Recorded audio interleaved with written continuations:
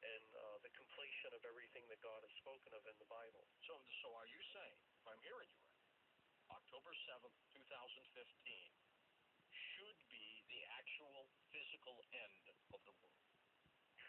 Well, yes, we're trying to just lay it all out, lay out the biblical evidence, and the biblical evidence includes that God began judgment on the house of God. That's what 1 Peter 4:17 says.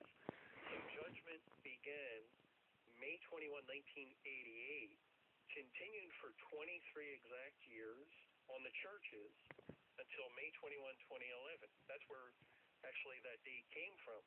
It was a 23-year Great Tribulation period, the 23-year judgment on the churches, and that's what Mr. Camping was teaching for quite a while, that got the churches upset with him.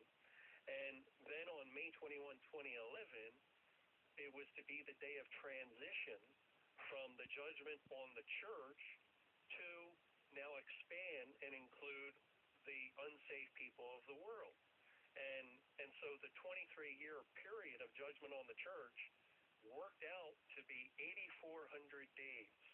May 21, 2011 was the 8,400th day, and we found from Revelation 14, verse 20, that God speaks or presents a number of 1,600 in the context of judgment, and 1,600 put together with 8,400 totals an even 10,000 days. And so October 7th, 2015 would be the 10,000th overall day of judgment since judgment began at the house of God, and now it would be, and 10 in the Bible points to completeness of whatever is in view. 10, like 10 virgins, or the woman who had 10 coins and lost one, 100 sheep, cattle upon 1,000 hills, multiples of 10, all spiritually represent completeness.